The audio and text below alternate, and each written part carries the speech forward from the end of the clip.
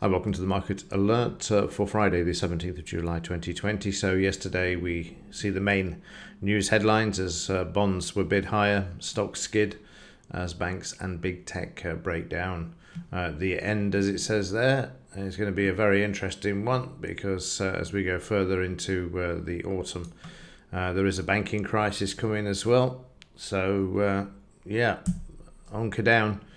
Going forward, it may be quiet at the moment, and I suspect it will be quiet today as well. The volatility has just seemed to have vanished in the last 3 days, which is most unusual, very strange, and quite eerie, which I'll explain more about as we look at yesterday's trades. But before I do that, let's just have a quick look at some of yesterday's headlines. The criminal was out yesterday, Lagarde.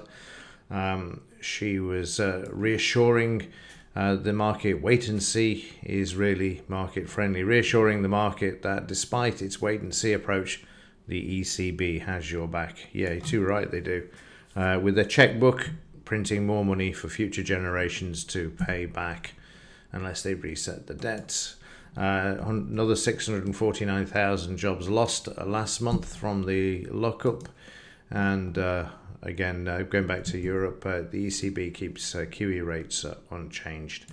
Today's meeting, the Governing Council of the ECB took the following monetary policy decisions to do absolutely nothing. Okay, that's it for the headlines. Let's have a look at what the markets did yesterday.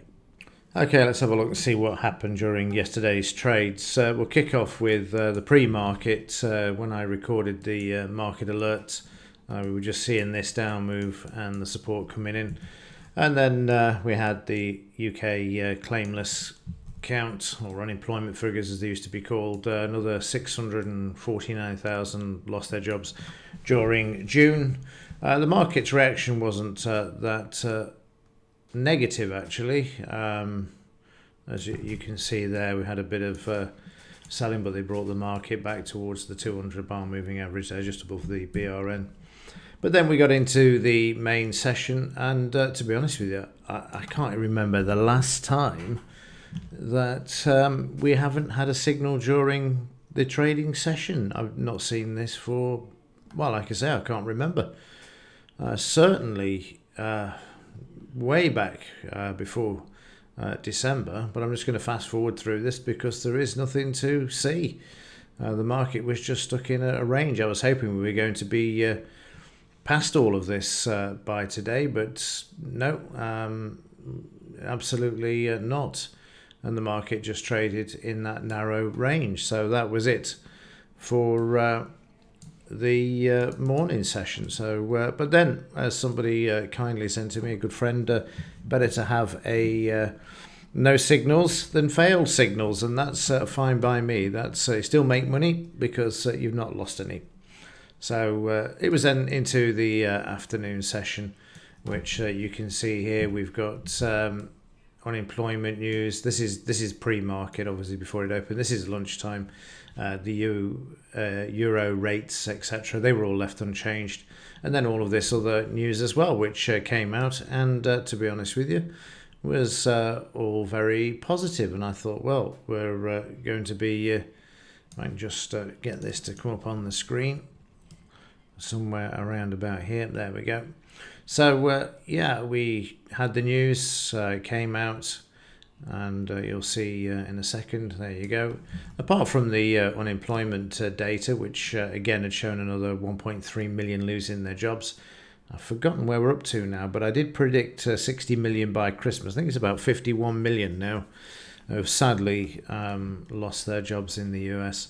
But all the other news was positive, and I thought, great, we'll have an afternoon where the markets will, move around sharply. But you've got a bit more of a reaction here. The market came down, put in a bit of support there. You can see them buying back in. Then we got above the 200 bar moving average, and off we went until we got to the close, and the market then stopped. So that was just before we got into the afternoon session, and then stone me if we didn't get the afternoon doing more or less the same, although we did have a few signals. So what I've done is just zoomed in here. I'm poised, I'm ready, and yeah, it was tedious again. So we had a sell signal, and I thought, well, let's at least go down and have a look at the low that I mentioned in yesterday's market alert. We've got a lot of selling coming into the market here. We've got the DP, got everything going for it really, but if nobody else joins the party and they all start to change their minds, as soon as I saw this I thought, hey up, here we go. We're not moving to the downside, and then after another 2 minutes I had another green one, and I thought the pros are buying here. I need to do something about this trade. And then we had a third one, which you'll see in just a moment. We had some selling, and I thought, great, but you can see we're just stuck in a sideways range. Just would not break and go down to even the 200 bar moving average, which would have been nice, but it wasn't to be. And there's there you go, you can see the other green bar, and I thought, right, I'm out of here, and I was out of the trade. I thought there's no point, it isn't going. I can see all of getting all of these clues here, and after I got the selling, they decided to buy back in.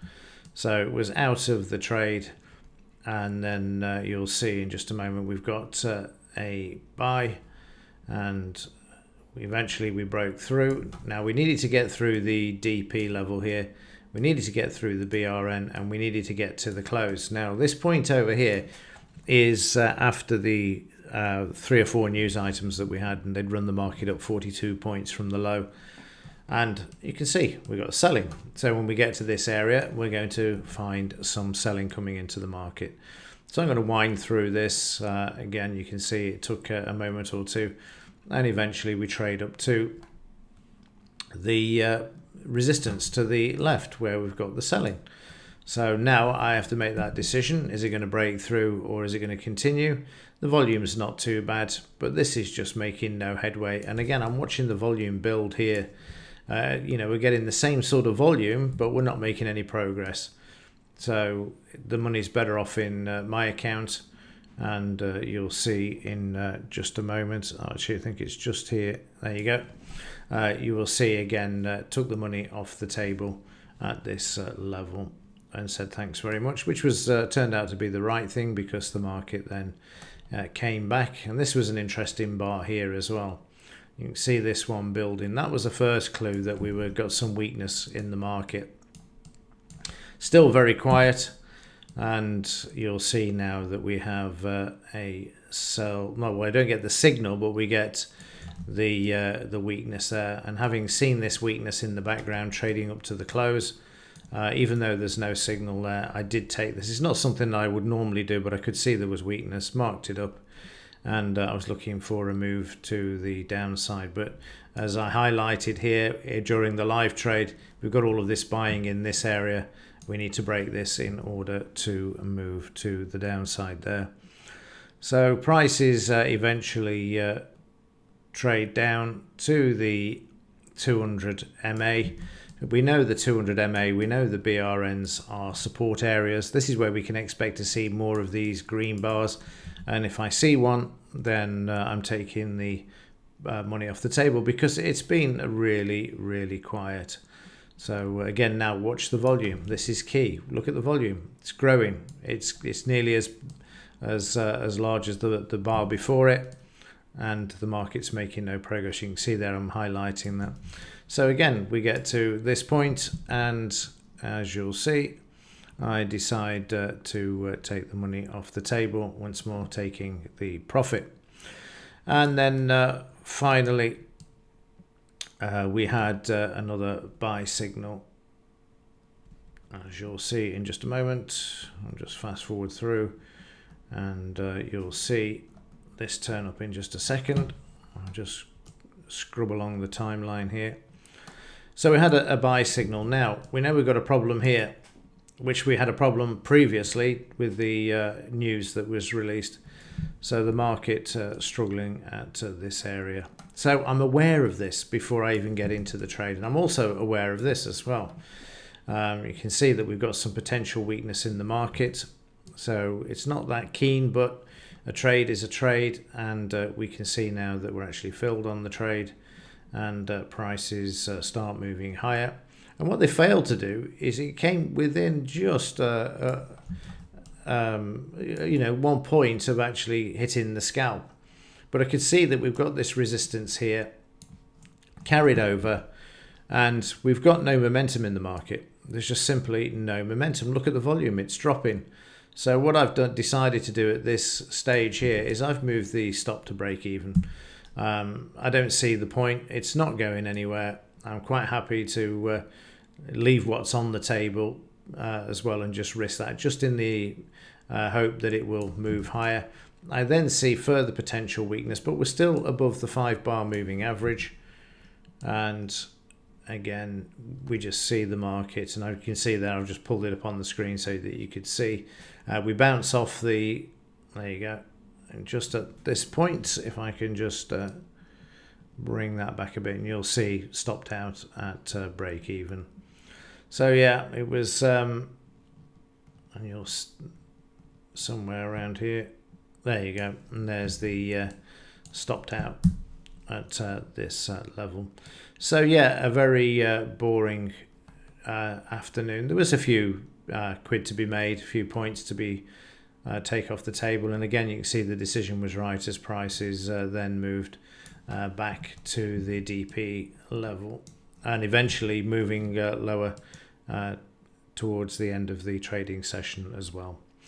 Okay, so that was the trades for yesterday afternoon, as there was nothing yesterday morning. So let's have a quick look, see if the market's going to pick up for us today, and hopefully get a bit more momentum, because the last 2 days have been okay, but blimey, it's like watching paint dry. So fingers crossed the volatility will pick up today's trades. Let's have a quick look, see what the overnight markets have done. So on the overnight markets, we can see that the DAX is really quiet, and yesterday you can see as well that we had an inside bar, and an inside bar is when the high and the low trades inside of the previous day's high and low, and therefore shows that the lack of volatility. And again, we're seeing this on the overnight. It does beg the question of whether to actually trade or not to trade. And it's a good question. If the market starts off really quiet, I will stand aside. It's as simple as that. I'm not going to spend hours sitting here waiting for the market to make a move. That will return, and then when it does return, then you capitalize upon it and make the money then. You don't want to be sat trading in a sideways range. It's all part and parcel of trading, is making those decisions as well. But the moment in the daily chart, you can see how quiet it is. And overnight, you can see as the market kicked off, we had a bit of a move. But this move isn't significant. It looks it, but when you actually measure up the size of the move from the open, it's a mere 35 points. So not a lot there. You want to see more move than that. But you still get the same patterns. You get the buying coming into the market, and then you get the potential weakness there as well. But the market's in a narrow range and barely moving. It's closed below the 200 MA and heading towards the close.